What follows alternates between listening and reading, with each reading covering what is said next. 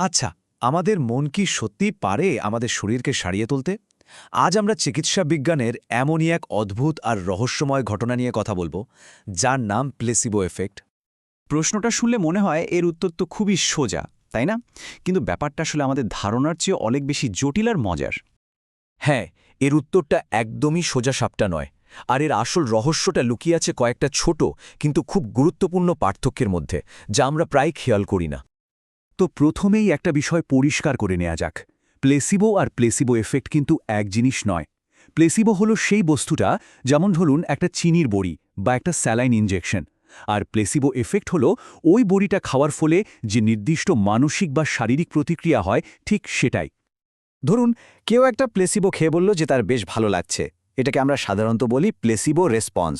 কিন্তু এই যে ভালো লাগাটা, এর পেছনে কিন্তু শুধু একটাই কারণ নেই, এখানে বেশ কয়েকটা ব্যাপার একসঙ্গে কাজ করে। আর এখানেই ব্যাপারটা দারুণ মজার হয়ে ওঠে। আমরা যেটাকে প্লেসিবো রেসপন্স বলি, তার খুব সামান্য একটা অংশই হলো আসল প্লেসিবো এফেক্ট।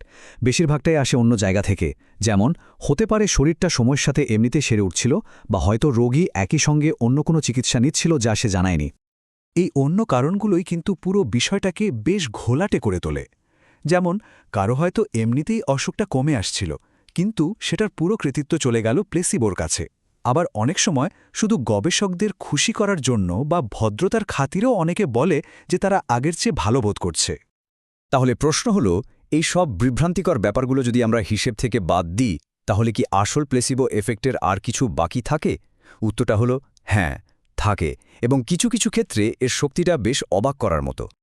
গবেষণায় দেখা গেছে যে প্ল্যাসিবো ব্যথা বা বমি বমি ভাবের মতো ব্যক্তিগত অনুভূতিগুলোকে অনেকটাই শান্ত করতে পারে। এমনকি পার্কিনসন্স রোগীদের হাত পা কাঁপুনি কমানো বা শরীরের রোগ প্রতিরোধ ক্ষমতাকে জাগিয়ে তুলতেও এর পরিমাপযোগ্য প্রভাব পাওয়া গেছে।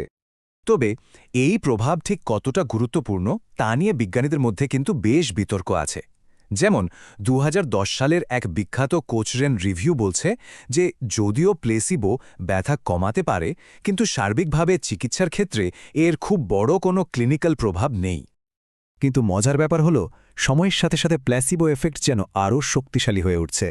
মার্কিন যুক্তরাষ্ট্রের ব্যথার ওষুধের ট্রায়ালগুলোতে দেখা গেছে ১৯৯০ সালের রোগীদের তুলনায় ২০১৩ সালে প্ল্যাসিবো নেওয়া রোগীরা অনেক বেশি ভালো ফল পেয়েছে।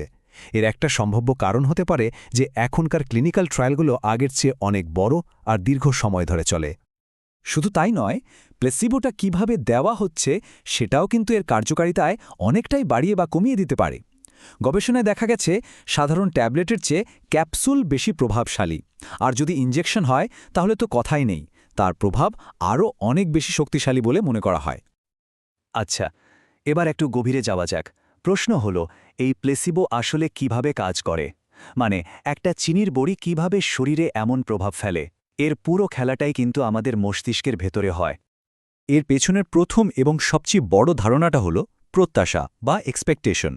সহজভাবে বললে, যদি কেউ মনে প্রাণে বিশ্বাস করে যে একটা ঔষধ তাকে সারিয়ে তুলবে, শুধু এই বিশ্বাসটাই তার মস্তিষ্কে এমন কিছু রাসায়নিক পরিবর্তন ঘটাতে পারে যা তাকে সত্যি ভালো বোধ করায়। দ্বিতীয় ধারণাটা হল ক্লাসিক্যাল কন্ডিশনিং। নামটা হয়তো একটু কঠিন শোনাচ্ছে, কিন্তু ব্যাপারটা আমাদের খুব পরিচিত। অনেকটা বিখ্যাত বিজ্ঞানী প্যাভলভের কুকুরের পরীক্ষার মতো। ধরুন, যদি বারবার আসল ওষুধের সাথে এক গ্লাস কমলার রস খাওয়া হয়, একটা সময় পর শরীর হয়তো শুধু কমলার রস দেখেই ওষুধের মতো প্রতিক্রিয়া করা শুরু করে দেবে। আর এর সবচেয়ে বড় প্রমাণটা কি জানেন? যখন কেউ ব্যথা কমানোর জন্য প্লেসিবো নেয়, তখন তার মস্তিষ্ক নিজে থেকেই এন্ডোরফিনের মতো প্রাকৃতিক ব্যথানাশক তৈরি করতে শুরু করে। মানে মস্তিষ্ক নিজেই যেন নিজের জন্য একটা ফার্মেসি খুলে বসে। ভাবা যায়? কিন্তু এই দারুণ শক্তিশালী ঘটনাটির একটি অন্ধকার দিকও রয়েছে। আর এই দিকটা চিকিৎসা বিজ্ঞানের জন্য বেশ কিছু গুরুত্বপূর্ণ নৈতিক প্রশ্ন তৈরি করে। প্লেসিবোর ঠিক উল্টো পিঠটাই হল নোসিবো এফেক্ট। এখানে পজিটিভ বিশ্বাসের বদলে নেগেটিভ বিশ্বাসই শরীরের ক্ষতি করে বসে। যদি কেউ ভাবে যে একটা ওষুধ তার ক্ষতি করবে, তাহলে কোনো সক্রিয় উপাদান ছাড়াই সেই ওষুধটি তার মধ্যে খারাপ পার্শ্বপ্রতিক্রিয়া তৈরি করতে পারে। বিশ্বাস যে একটা দুমুখ তলোয়ার, এটা তার সবচেয়ে বড় প্রমাণ। অনেকেরই হয়তো ধারণা যে প্লেসিবো শুধু গবেষণাগারই ব্যবহার হয়, কিন্তু না। ইসরায়েলের একটি সমীক্ষায় যা দেখা গেছে তা বেশ চমকপ্রদ।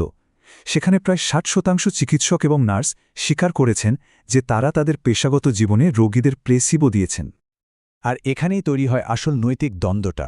একদিকে প্লেসিবো হয়তো কাউকে সাময়িক আরাম দিচ্ছে, কিন্তু অন্যদিকে এটা তো একরকমের প্রতারণা, তাই না?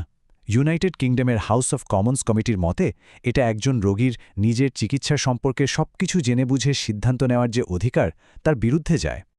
সবশেষে প্লেসিবো এফেক্ট আমাদের মন আর শরীরের মধ্যেকার এক অবিশ্বাস্য সম্পর্কের প্রমাণ দেয়।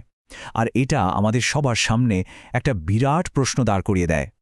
যদি আমাদের বিশ্বাসের এতই শক্তি থাকে, তাহলে আমরা কিভাবে নৈতিকতাকে বজায় রেখে এই শক্তিকে কাজে লাগিয়ে চিকিৎসার ভবিষ্যৎকে আরও উন্নত করতে পারি? এটা আসলেই ভাবার মতো একটা বিষয়, তাই না?